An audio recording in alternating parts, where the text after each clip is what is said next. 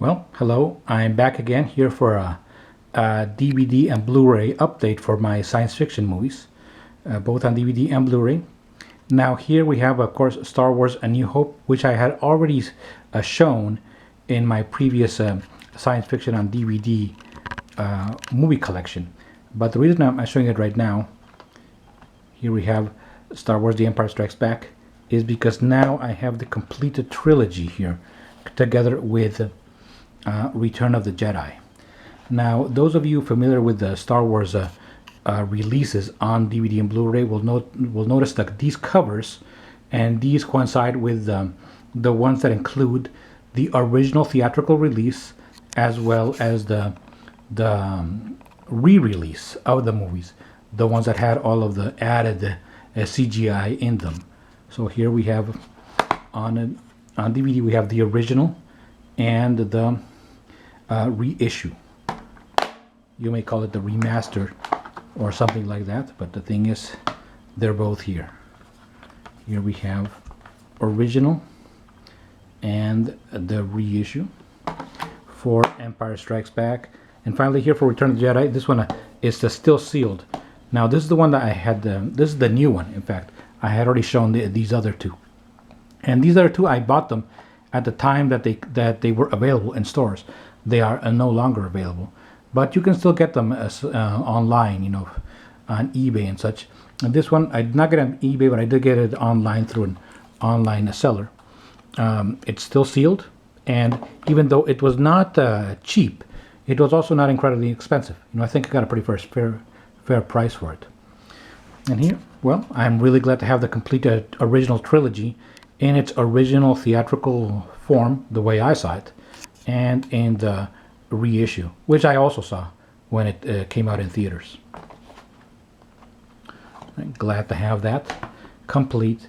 And now here we go with a couple of other Star Wars movies. Of course, these are the recent ones. Star Wars, The Force Awakens.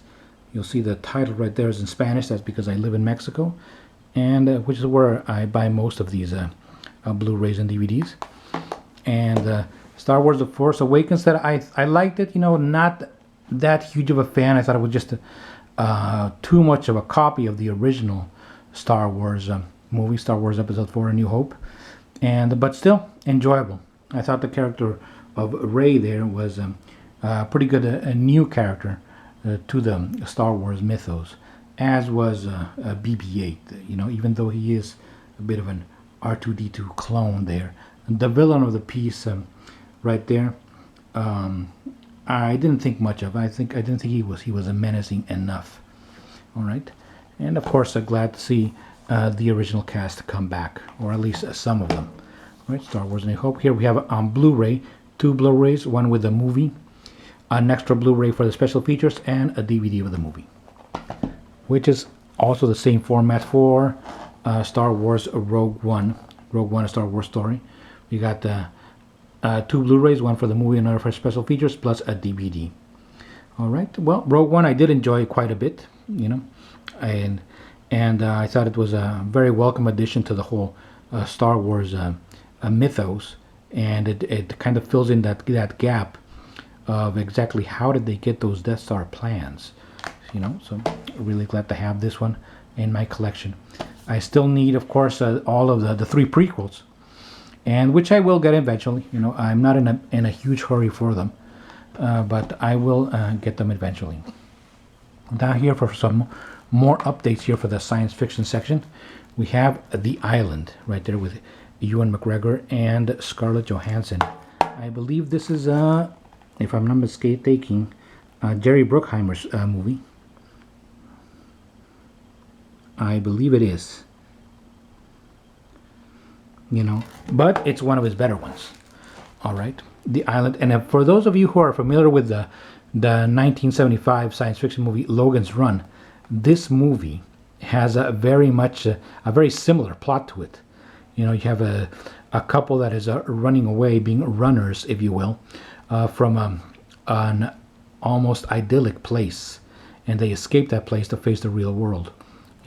It's a pretty good movie. I really enjoyed the Island, and of course any movie with Scarlett Johansson is worth having. Now here we have a real find for me. This is Millennium. Millennium. This is a movie, I believe, from 1989. It stars Cheryl Ladd and Chris Christopherson. You know, two people that you would not normally associate with a science fiction movie, but here they are. And this is really a really good movie.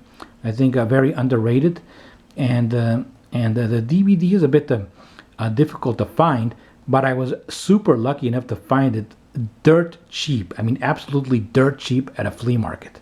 You know, it was just there. When I saw it, I couldn't believe it. I picked it right up.